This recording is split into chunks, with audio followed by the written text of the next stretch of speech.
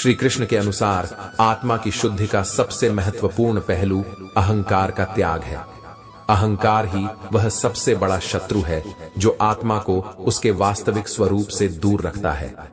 अहंकार व्यक्ति को अपने अस्तित्व की माया में उलझा देता है, जिससे वह यह भूल जाता है कि वह केवल आत्मा है, न कि यह भौतिक शरीर।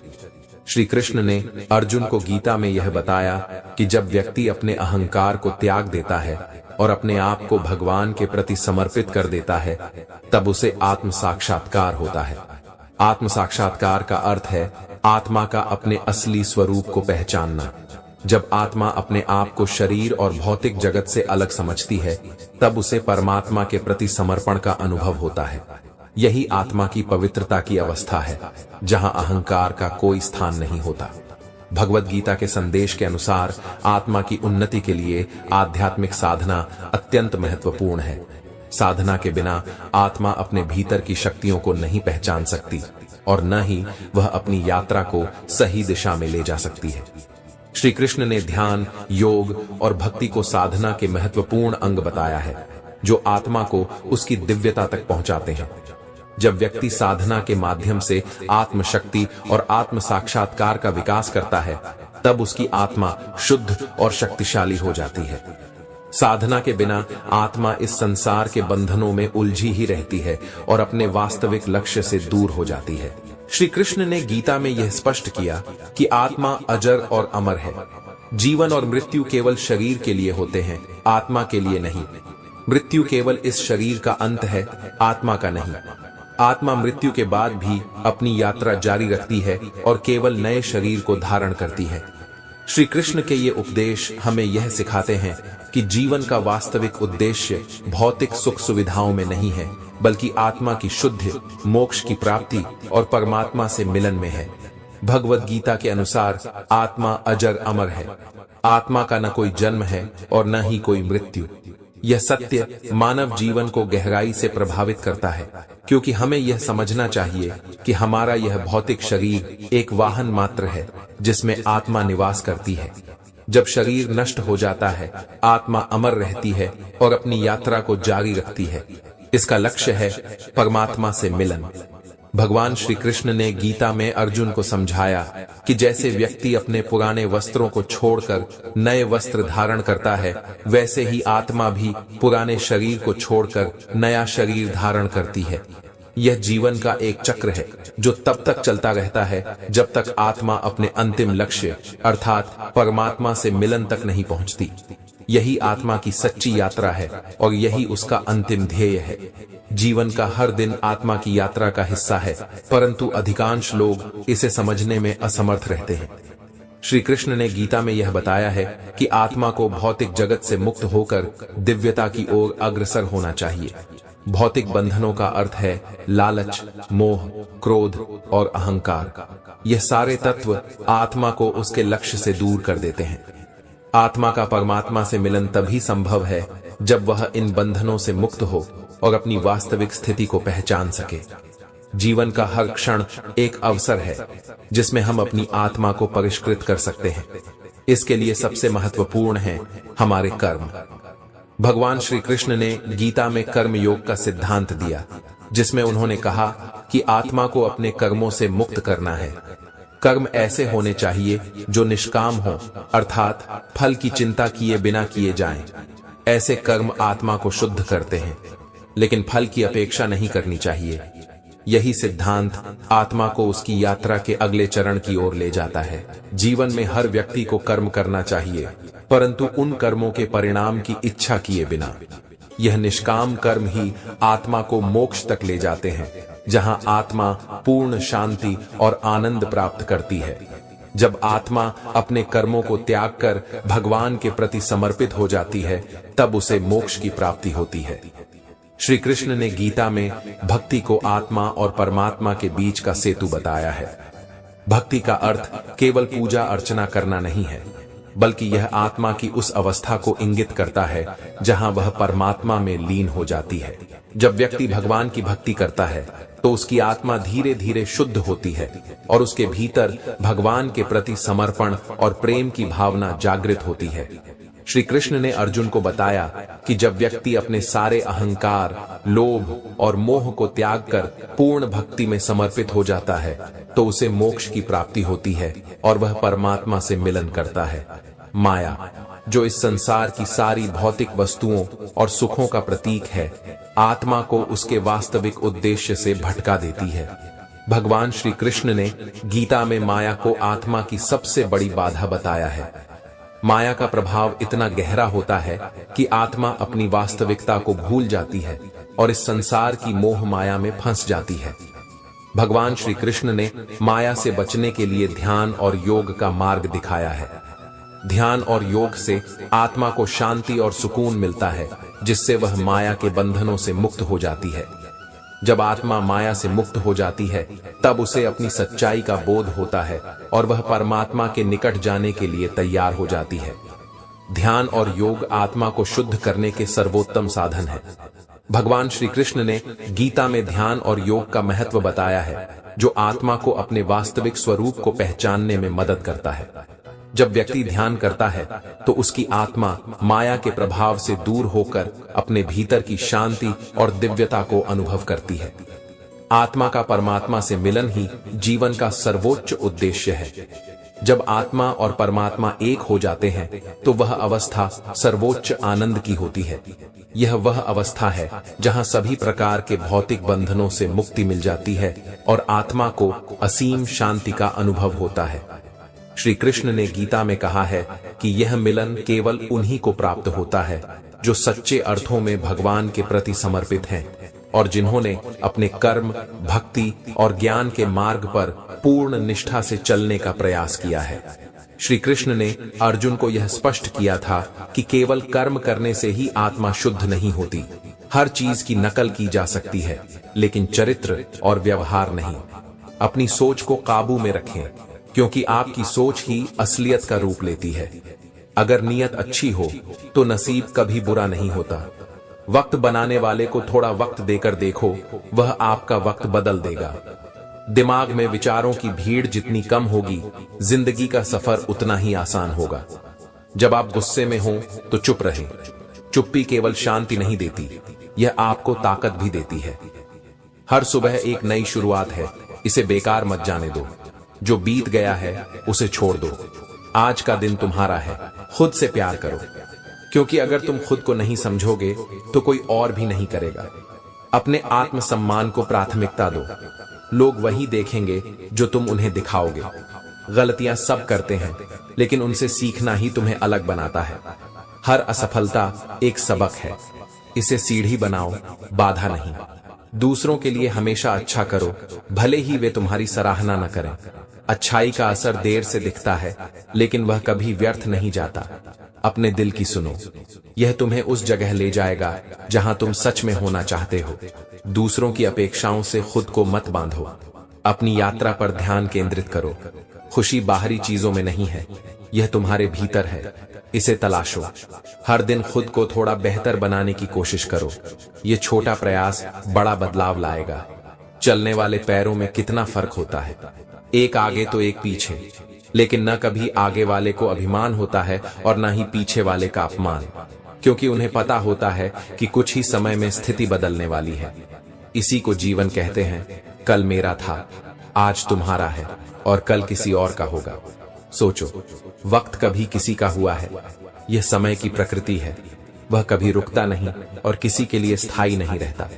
इसलिए जीवन के हर पल को समझदारी और शांति से जियो। कई बार हमारे कुछ सपने अधूरे रह जाते हैं, लेकिन इसका मतलब यह नहीं कि हम उन्हें पूरा करने के लिए गलत रास्ते चुनें। सही मार्ग पर चलने का सुख और संतोष हर चीज से बड़ा है। अगर आप सही हो तो गुस्सा करने की कोई जरूरत नहीं, और अगर गलत हो तो गुस्सा करने का कोई अधिकार नहीं। याद रखें, गुस्सा बुद्धि को धूमिल कर देता है और निर्णय लेने की क्षमता खत्म कर देता है।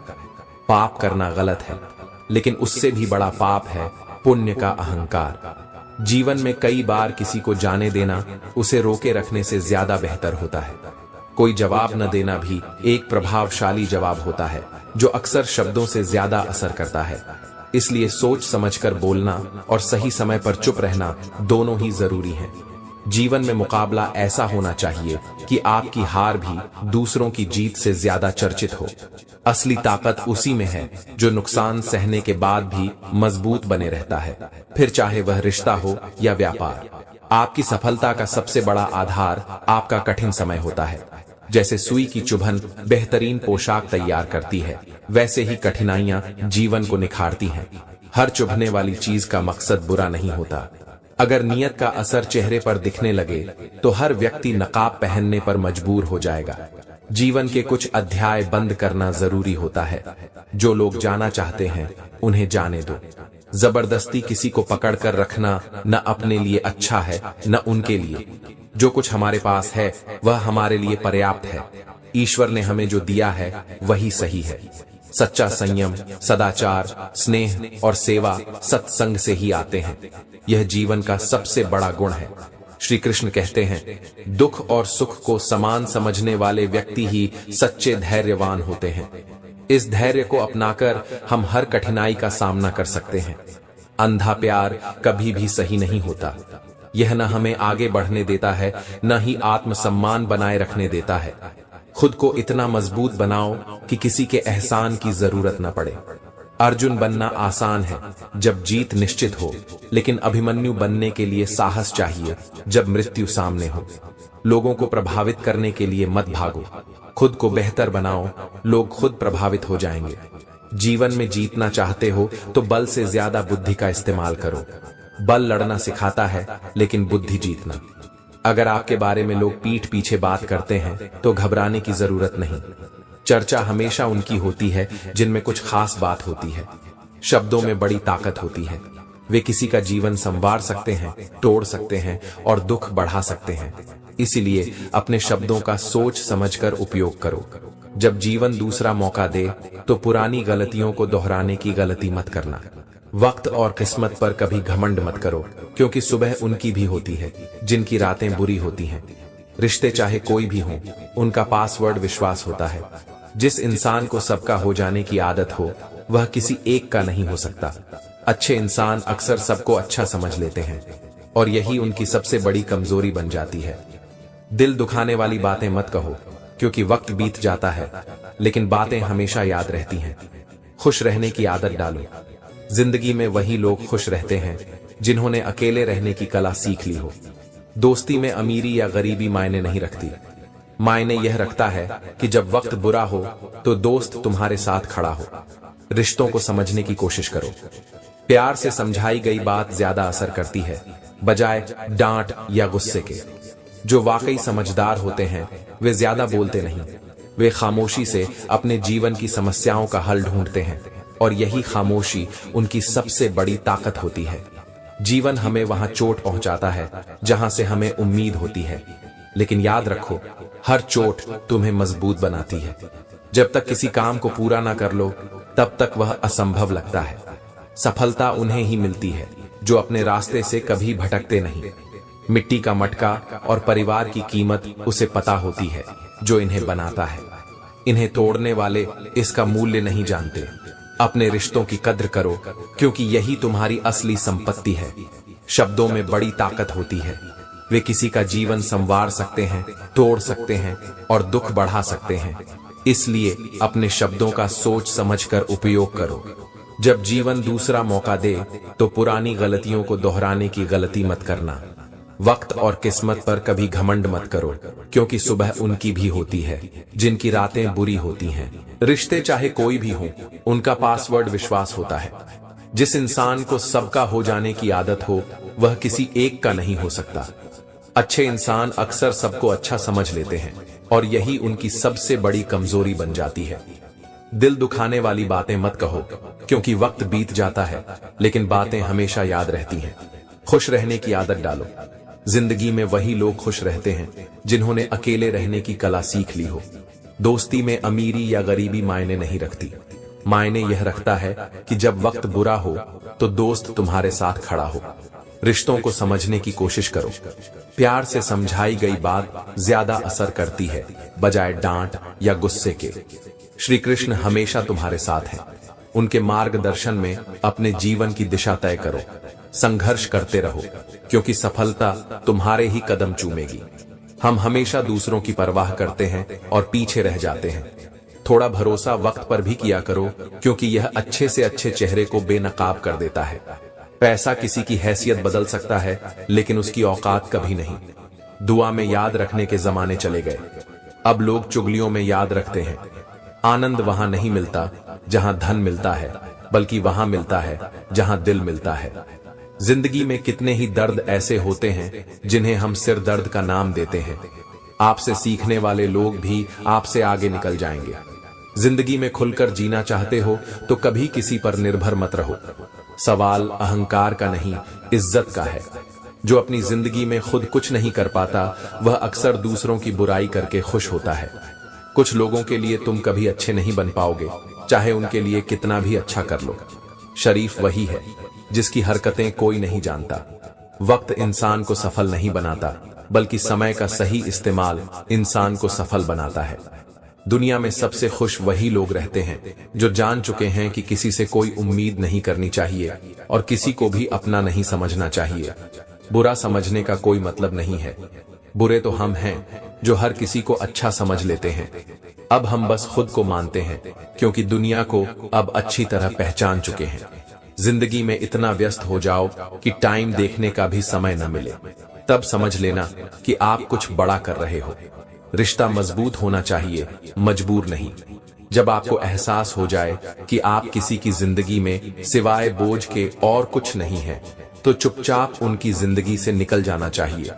क्योंकि मोहब्बत जुदाई बर्दाश्त कर सकती है, लेकिन बेइज्जती नहीं। धरती भी उसी पर फिदा होती है जो बर्दाश्त करने वाला हो।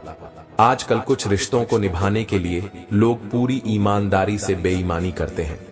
उम्र का ताल्लुक सालों से नहीं होता। कभी कभी इंसान जवानी में भी सदियों पुराना हो जाता है। आजकल कंपटीशन इतना बढ़ गया है कि अगर आप अपना दुख बताओगे तो सामने वाला अपना दुख और बड़ा बताने लगेगा। कुछ दरवाजे कभी बंद नहीं हुआ करते, बस हम खटखटाना छोड़ देते हैं।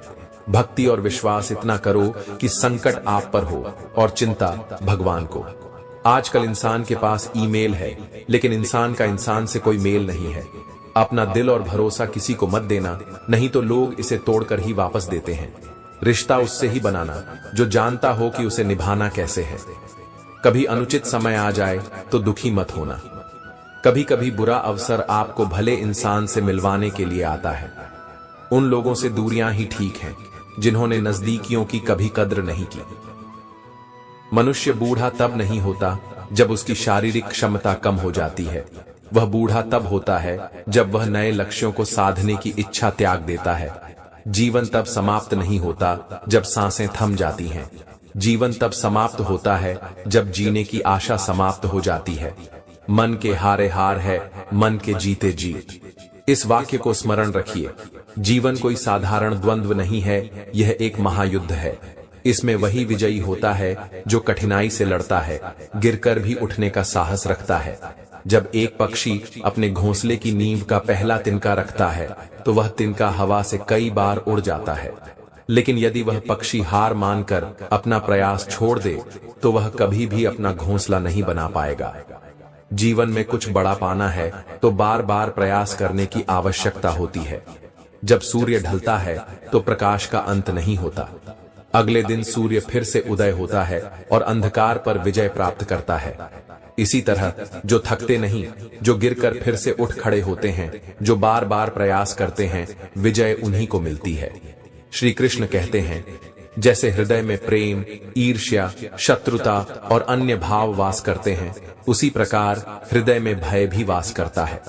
यह भय ही है जो आपकी उन्नति या अधोगति का कारण बनता है। जिस व्यक्ति के हृदय में पाप का भय नहीं होता, वह अधोगति के मार्ग पर चलता है।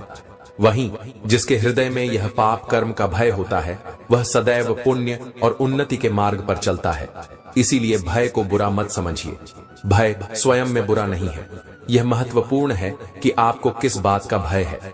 वंश के यश का भय आपको हर उस कार्य से रोकेगा। भय को सही दिशा दीजिए। भय वह अस्त्र है जिससे आप स्वयं को महान ऊंचाइयों पर ले जा सकते हैं या फिर नष्ट कर सकते हैं। इसलिए भय से भयभीत मत होइए, बल्कि उसे अपनी प्रगति का साधन बनाइए।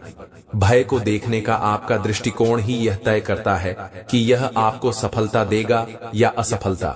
जैसे जलती हुई अग्नि को देखिए, इसमें जलते अंगारे हाथ को जला सकते हैं, लेकिन वही अंगारे जब ठंडे हो जाते हैं तो उन्हें हाथ में लिया जा सकता है। परंतु ध्यान दीजिए, ठंडे अंगारों को हाथ में लेने पर भी वे हाथ को काला कर देते हैं। यही गति बुरे व्यक्ति के साथ रहने की भी होती है। हो सकता है आप उनके साथ जलकर नष्ट न हो, लेकिन उनकी संगति आपके चरित्र पर काले धब्बे अवश्य छोड़ती है। दुर्जन का साथ कभी भी लाभकारी नहीं हो सकता, इसलिए सतर्क रहें और बुराई से दूर रहें। यह जीवन का सबसे बड़ा सत्य है कि बुरे कर्म, बुरे संग और बुरे विचार से बचने वाला व्यक्ति ही सच्ची उन्नति प्राप्त करता है। भगवान श्री कृष्ण कहते हैं, चाहे आप कोई भी हो, सबसे महत्वपूर्ण बात यह है कि आप एक अच्छे इंसान बने। आपके कर्म ही आपके जीवन का आधार है, धर्म का नहीं। यदि आप केवल खुशी पाने के लिए काम करेंगे तो वह खुशी आपसे दूर होती जाएगी, लेकिन यदि आप खुश रहकर काम करेंगे तो वह खुशी आपके जीवन में लौटकर जरूर आएगी। यही इस सृष्टि का नियम है। जब आप दूसरों के लिए अच्छा सोचते और करते हैं तो वही अच्छाई किसी न किसी रूप में आपके जीवन में लौट कर आती है। जीवन में आपका असली मूल्य इस पर निर्भर नहीं करता कि आप अभी क्या हैं, बल्कि इस पर निर्भर करता है कि आप अपने भीतर कितनी क्षमता रखते हैं। खुद को और बेहतर बनाइए। हंसता हुआ मन और मुस्कुराता हुआ चेहरा ही इंसान की असली संपत्ति है। अक्सर लोग अपने भाग्य को दोषी ठहराते हैं, जबकि यह जानते हैं कि भाग्य कर्म हमेशा आपके हाथ में है। चाहे कितनी भी कमियां क्यों न हो, सबसे पहले खुद पर विश्वास रखिए। आप में वह सामर्थ्य है कि आप कुछ भी बेहतर कर सकते हैं। परमात्मा कभी कभी आपको इंतजार करवाता है, क्योंकि जब सही समय आएगा तभी वह आपको वह सब देगा जिसकी आपने कामना की है। सदैव सत्य के मार्ग पर चलना चाहिए, चाहे रास्ता कितना भी कठिन हो। क्रोध मनुष्य को नरक की ओर ले जाने वाला मार्ग है। जब आप क्रोधित होते हैं तो आपका मन अशांत हो जाता है और इस आवेश में आप अपना ही नुकसान कर बैठते हैं। इसलिए श्री कृष्ण कहते हैं कि चाहे कितना भी गुस्सा क्यों ना आए, मनुष्य को क्रोध से बचना चाहिए और स्वयं को शांत रखने का प्रयास करना चाहिए। जो लोग दूसरों का भला करते हैं उन्हें जीवन में कठिनाइयों का सामना करना पड़ता है। यह सत्य है। जैसे फलदार वृक्ष को भी पत्थरों की मार सहनी पड़ती है। छल और कपट से कमाया धन केवल दुख देता है, जबकि सत्य से कमाया धन जीवन को सच्ची खुशी और शांति देता है। चुप्पी से बड़ा कोई उत्तर नहीं होता और माफी से बड़ी कोई सजा नहीं होती। जब मेहनत के बाद भी सपने पूरे न हो तो अपने सिद्धांत मत बदलिए, बल्कि अपना रास्ता बदलिए। पेड़ हमेशा पत्ते बदलता है, लेकिन उसकी जड़ें वही रहती हैं। अगर किसी की संगति से आपके विचार शुद्ध होने लगे तो समझ लीजिए कि वह व्यक्ति साधारण नहीं है। कठिन समय ही आपको आपकी असली ताकत का एहसास कराता है। जिसने कभी कठिनाई का सामना नहीं किया, उसे अपनी क्षमता का ज्ञान नहीं हो सकता। हर चीज की नकल की जा सकती है, लेकिन चरित्र और व्यवहार की नहीं। अपनी सोच पर नियंत्रण रखना जरूरी है, क्योंकि वही आपकी असलियत बनती है। अगर नियत अच्छी है तो नसीब कभी बुरा नहीं होता। श्री कृष्ण कहते हैं, सब्र कमजोरी नहीं बल्कि सबसे बड़ी ताकत है। दुआओं का असर देर से जरूर दिखता है, लेकिन वह खाली कभी नहीं जाती। अपने विश्वास को मजबूत रखो। जैसा तुम सोचते हो वैसे ही तुम बनते हो। दिमाग में जितनी कम विचारों की भीड़ होगी, जिंदगी उतनी ही शांत और सुखद होगी। घने जंगलों के बीच बसा एक सुंदर गांव था, जिसका नाम आशापुर था। यह गांव अपनी प्राकृतिक सुंदरता और शांत माहौल के लिए मशहूर था। पर इस गांव के पास एक डरावना पर्वत था, जिसे लोग काल रूप पर्वत के नाम से जानते थे। इस पर्वत का नाम सुनते ही लोगों के चेहरे पर भय साफ झलकता था। कहा जाता था कि जो भी इस पर्वत पर गया वह कभी वापस नहीं लौटा। गांव के लोग अपनी रोजमर्रा की जिंदगी में व्यस्त रहते थे, लेकिन उनके दिलों में इस पहाड़ का डर हमेशा बना रहता था। गांव में एक साधारण लड़का आरव रहता था। आरव गरीब परिवार से था, पर उसके सपने बहुत बड़े थे। उसकी आंखों में हमेशा कुछ अलग करने की चमक होती थी, लेकिन एक कमी थी, उसे खुद पर विश्वास नहीं था। हर बार जब कोई बड़ा काम सामने आता, आरव डरकर पीछे हट जाता। एक दिन गांव के ऊपर घने काले बादल छा गए। हवा में अजीब सा सन्नाटा था। गांव के बुजुर्गों ने इसे अशुभ संकेत माना। उसी शाम मंदिर के पुजारी ने गांव वालों को बुलाया और कहा, यह संकेत है कि काल रूप पर्वत पर स्थित शिवलिंग की पूजा लंबे समय से नहीं हुई है। अगर जल्द ही पूजा नहीं की गई तो गांव को भयंकर प्राकृतिक आपदाओं का सामना करना पड़ सकता है। पूजा करने के लिए शिवलिंग तक जाना जरूरी था, लेकिन रास्ता खतरों से भरा हुआ था। पुजारी ने कहा, वहां केवल वही जा सकता है जिसे खुद पर पूरा विश्वास हो। गांव के कई युवाओं ने इस काम को करने की बात कही, लेकिन जब कठिनाइयों का जिक्र हुआ तो सब पीछे हट गए। आरव चुपचाप सब देख रहा था। उसके मन में हलचल हो रही थी। वह जानता था कि यह काम आसान नहीं होगा, लेकिन किसी को तो यह करना ही था। अगली सुबह आरव ने फैसला किया कि वह इस काम को करेगा। उसने अपने माता पिता का आशीर्वाद लिया और अपनी यात्रा पर निकल पड़ा। आरव के पास न कोई खास हथियार था, न कोई साथी, बस एक छोटी सी पोटली थी जिसमें थोड़ा सा खाना रखा था। जैसे जैसे वह पर्वत की ओर बढ़ा, रास्ता कठिन होता गया। घने जंगल, तेज हवाएं और अजीब अजीब आवाजें उसे डराने लगी, लेकिन वह हर कदम पर खुद को समझाता, मैं इसे कर सकता हूं। रास्ते में आरव को एक गहरी खाई मिली। खाई के पार जाने के लिए कोई पुल नहीं था। उसने चारों ओर देखा तो एक पेड़ का तना नजर आया। उसने अपनी पूरी ताकत से तने को खाई पर रखा और सावधानी से पार कर गया। जंगल में उसे अजीबोगरीब जानवर मिले। उनके दांत और आंखें भयानक लग रहे थे, लेकिन आरव ने गौर किया कि वे सिर्फ डराने की कोशिश कर रहे हैं। उसने अपनी सांसों को शांत रखा और धीरे धीरे आगे बढ़ता रहा। पर्वत पर एक गुफा थी जिसमें एक विशाल सांप बैठा था। यह गुफा ही शिवलिंग तक पहुंचने का आखिरी रास्ता थी। सांप ने उसे रोक लिया और कहा, अगर तुम मेरे 3 सवालों का जवाब दोगे तो मैं तुम्हें आगे जाने दूंगा। आरव ने सहमति जताई। पहला सवाल, सबसे बड़ा डर क्या है? आरव ने कहा, सबसे बड़ा डर हमारे मन में होता है। यह हमें कमजोर बनाता है और हमारी क्षमताओं को छिपा देता है। दूसरा सवाल, ताकत कहां से आती है? आरव ने जवाब दिया, ताकत आत्मविश्वास और दृढ़ निश्चय से आती है। तीसरा सवाल, क्या तुम इस यात्रा में सफल होगे? आरव ने दृढ़ता से कहा, हां, क्योंकि मैंने अपनी शक्ति को पहचान लिया है। सांप मुस्कुराया और रास्ता खोल दिया। आरव ने गुफा पार की और शिवलिंग तक पहुंचा। उसने श्रद्धा से पूजा की और गांव की सुरक्षा के लिए प्रार्थना की। जैसे ही पूजा पूरी हुई, चारों ओर उजाला छा गया। काल रूप पर्वत का अंधकार खत्म हो गया। जब आरव गांव लौटा तो लोग उसकी बहादुरी की सराहना करने के लिए इकट्ठा हो गए। गांव के मुखिया ने कहा, तुमने हमें सिखाया है कि डर का सामना करके ही असली ताकत को पहचाना जा सकता है। यह कहानी हमें सिखाती है कि डर और कमजोरियों का सामना करके ही हम अपनी सच्ची ताकत को पहचान सकते हैं। आत्मविश्वास और साहस हमारी सबसे बड़ी पूंजी